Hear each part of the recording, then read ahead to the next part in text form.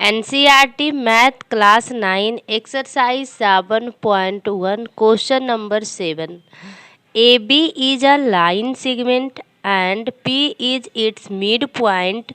D and E are points on the same side of AB such that angle BAD equal angle ABE and angle EPA equal angle DPB. So that first triangle DAB congruent triangle EBP, second AD equal B. सबसे पहले ये question को हम समझ लेते हैं. Question में क्या कहा जा रहा है, क्योंकि जब तक हम क्वेश्चन नहीं समझेंगे तब हमें सॉल्यूशन भी समझ में नहीं आएगा. ठीक है, तो देखिए क्वेश्चन में कहा जा रहा है कि A B is a line segment. A B क्या है, एक लाइन सेगमेंट है. And P is its mid point, और पी जो है ए बी का क्या है, मिड पॉइंट है. तो यहाँ से क्लियर हो जाता है कि ए पी बराबर क्या हो जाएगा, बी पी. राइट, क्योंकि मिड पॉइंट है तो ये 2 पार्ट में विभाजित करता है. Next, D and E are point on the same side of A B. और देखिए कहा जा रहा है कि डी और ई जो पॉइंट है वो ए से जितना डिस्टेंस पे डी है उतना ही डिस्टेंस पे बी से ई है. ठीक है, सेम साइड कहा जा रहा है.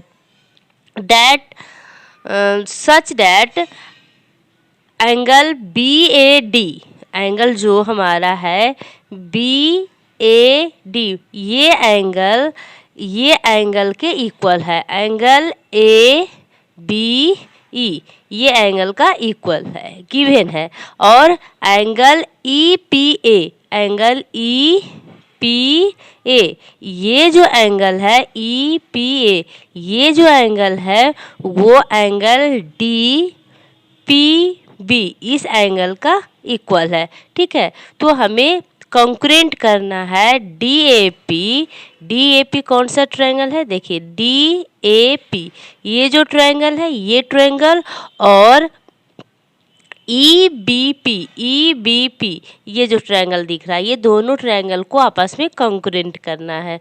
तो कंकरेंट करने के लिए हमें 3 चीज़ कॉमन चाहिए. तो देखिए सबसे पहले हम लिख लेंगे given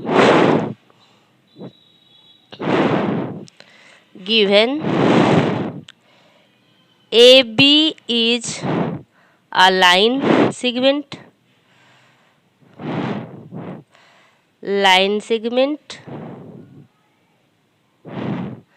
and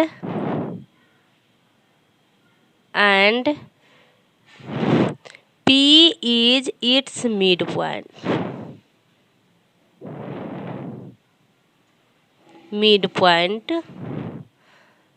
D and E. ठीक है, ये दिया हुआ था. ऑन दी सेम साइड पे है of A B.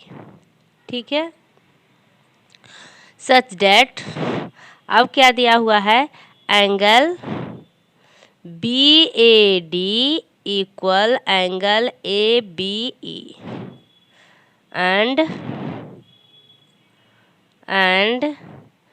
Angle E P A equal angle D P B. ठीक है, तो हमें क्या प्रूव करना है, दोनों कंकरेंट है. तो in triangle D A P and triangle E B P, ठीक है, जो हमें कंकरेंट करना है वही दोनों ट्रायंगल को हम कंसीडर करेंगे. तो ट्रायंगल हम ले लिए D A P and triangle E B P. Right, अब ट्रायंगल डी ए पी में क्या क्या इस ट्रायंगल से इक्वल है उसको हम राइट डाउन करेंगे. तो angle B A D equal angle A B E, ये गिवन है. रीजन इसका लिखना ज़रूरी है, ये गिवन है क्योंकि ये दिया गया है कि angle B A D equal A B E. Right, उसके बाद angle E P A equal angle D P B. देखिए एंगल ई पी ए, ये एंगल इक्वल क्या है, ये एंगल डी पी बी, ये दोनों एंगल है। ठीक है, ये हमें गिवन है। ठीक है, ये भी इसका रीजन गिवन। नाउ अब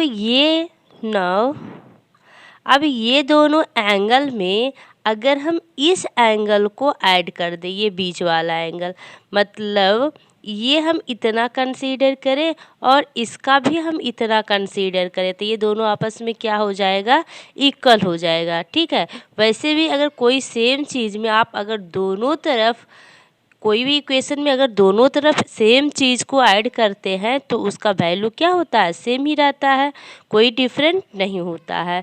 तो हम क्या करेंगे, ई पी ए में जो हमारा एंगल है ई पी डी, ये एंगल इसमें ऐड कर देंगे और उसी तरह से इस एंगल में इसको ऐड कर देंगे। तो now angle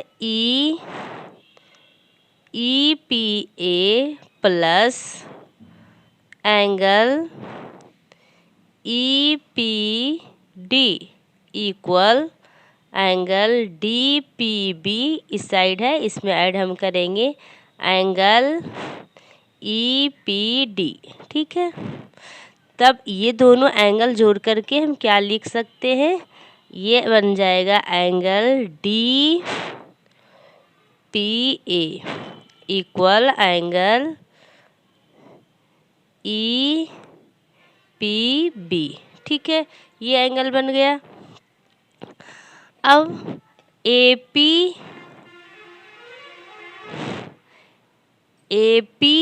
equal P B, ये क्या है, गिवन है, A P equal P B given.